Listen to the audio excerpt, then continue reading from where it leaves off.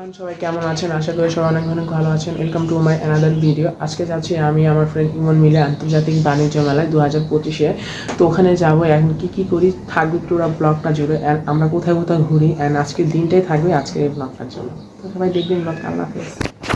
আমরা ঘুম থেকে উঠে গিয়েছিলাম সকাল 10টার দিকে। তো আমি আর ইমন রেডি হয়ে চলে গিয়েছিলাম 3 রাস্তা মোড়। আমরা বিআরটিসি বাসে করে যাব।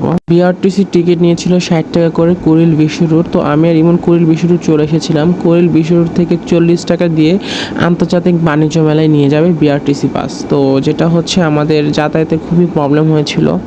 তো আমি সবাইকে সাজেস্ট করবো সবাই ওভার করে যেতে, না বিআরটিসি করে যাদের ধৈর্য আছে তারাই যেতে। কারণ অনেকক্ষণ বসে থাকতে হয়। তারা নিজেরা লোক নিয়ে তারপরে গাড়ি বলে ছাড়ে, এর আগে গাড়ি ছাড়বে না, রাস্তা অনেক ট্রাফিক থাকে। তো আমরা ফাইনালি চলে এসেছিলাম আন্তর্জাতিক বাণিজ্য মেলায়। তো আন্তর্জাতিক বাণিজ্য মেলা গেটটা এবারে বরাবরের মতো সেম ডেকোরেশন করেছে, কিন্তু টিকিটের মধ্যে একটু আপডেট এনেছে। অনলাইনেও টিকিট কাটা যায়, অফলাইনেও কাটা যায়। যেটা অফলাইনে লাইন ধরে দাঁড়ায় থাকতে অনেকক্ষণ যাবত। আমরা এসেই দেখলাম হাজি বিরিয়ানি, যেটা নকল নাকি আসল জানি না। কারণ আন্তর্জাতিক বাণিজ্য মেলা অনেক হাজি বিরিয়ানির দোকান দেখা যায়, পুরান ঢাকার হাজি বিরিয়ানি, কিন্তু এগুলো আসল কিনা সেটাই যাচাই করবো আজকে। তো আমি আর ইমন মিলে চলে এসেছিলাম। ইমন বলতেছিল এখান থেকে খেয়ে যেতে, আমি বলছি না এখান থেকে খাবো না, ভিতর থেকেই খাবো। তো ফার্স্টে আমরা চলে যাচ্ছিলাম টিকিট কাউন্টারে টিকিট কাটার জন্য। আমি সবাইকে একটা জিনিস সাজেস্ট করবো, যারা বাণিজ্য মেলা আসবেন প্লিজ তারা শীতের কোনো কিছু নিয়ে আসবেন না ভাই। এখানে প্রচুর পরিমাণ গরম থাকে ভাই। আমি শুধু একটা পাতলা টি শার্ট অ্যান্ড একটা শার্ট পরেছি ভাই, এত পরিমাণ গরম লাগতেছে, মনে সব রোদ আমার মাথার উপরে। তো আমি সবাইকে একটা জিনিস সাজেস্ট করবো, তারা কেউই শীতের কাপড় পরে বাণিজ্য মেলায় আসবেন না। তো অনেকক্ষণ যাবৎ লাইনে দাঁড়ানোর পর আমি 2টা টিকিট কেটেছি 100 টাকা দিয়ে, বাচ্চাদের 30 টাকা, বড়দের 50 টাকা। তো আমি কেটে ফার্স্টে ঢুকে গিয়ে দেখলাম একটা ফার্নিচারের শপে। তো আমার কাছে এবারকার বাণিজ্য মেলা মোটামুটি ভালোই লাগছে, কিন্তু অনেক পরিমাণ ক্রাউড থাকে, নিউ মার্কেটের মতো। বরাবরই ক্রাউড থাকে ঠিক আছে, কিন্তু এবারকার অনেক বেশি ছিল ক্রাউড।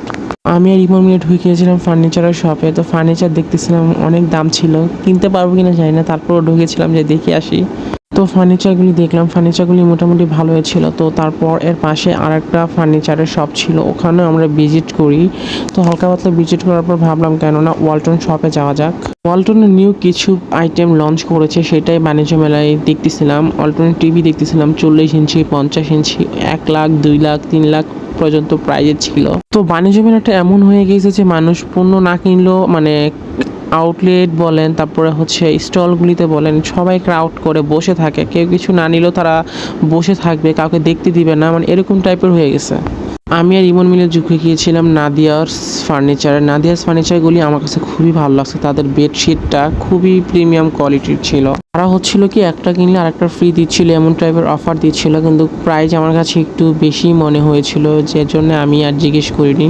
ইমন অনেকগুলি প্রাইস আস্ক করেছিল, আমিও আস্ক করেছিলাম। আমার কাছে অনেকগুলি ফার্নিচার ভালো লাগছে।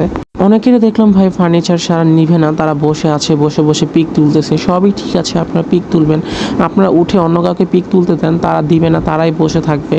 আমার ব্লগটা অনেক লেট করে ছাড়া হবে, কারণ আমার অনেকগুলি ব্লগ হয়ে গেছে, একটার পর একটা ব্লগ আমি আপলোড করবো। এখন আমি অ্যাক্টিভ হবো ইউটিউবে অ্যান্ড আমার ফেসবুক পেজে। সবাই আমার ইউটিউব অ্যান্ড ফেসবুক পেজে চোখ রাখবেন, আমার চ্যানেলটা বেশি বেশি সাবস্ক্রাইব লাইক করতে ভুলবেন না।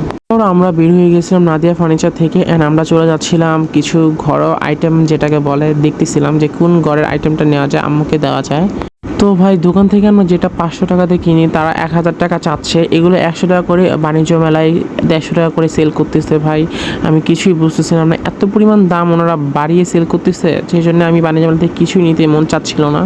তো আমার ফ্রেন্ড ইমন তার গার্লফ্রেন্ডের জন্য কিছু কিনছে, তো আমাকে বললো তো একটু ধর ক্যামেরা, আমি একটা ভিডিও করি। তো ওই ভিডিও করতেছে, ওর ক্যামেরাটা আমি ধরি, ও অনেক আনন্দভাবে মার্কেট করতে পারে।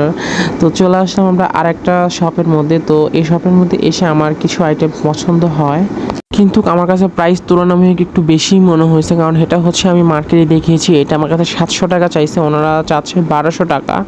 আর এই ইন্ডিয়ান মামারা প্রত্যেক বছর আসে। তো আমি চলে আসলাম পানের কোম্পানি থেকে, তাদের কম্বোগুলিতে কী কী আছে যেন আমি কিছু ম্যারেন্ডা অ্যান্ড কিছু জুস নিয়ে নিই, ওনাদের কিছু অফার ছিল। তো তারপর চলে যায় গড ডেকোরেট আইটেমগুলিতে। এখানে প্রাইসগুলি 100 টাকা বোতল, যেটা মার্কেট থেকে কিনে তারা 200 করে চাচ্ছিল। ভাই আমার কাছে প্রাইস তো নামাই খুবই বেশি হয়েছে, সেজন্য এগুলো নেওয়া হয় না। তো আমার আম্মুর জন্য আমি একটা জুতা পছন্দ হয়েছিল, জুতাটার দাম চাচ্ছিল ওনারা 1500 টাকা, যেটা বলছিল ইন্ডিয়ান জুতা, ইন্ডিয়ান 100% জুতা। তো আমি তো এটা নিউ মার্কেটেও দেখেছিলাম, এটার প্রাইস ছিল 700 টাকা।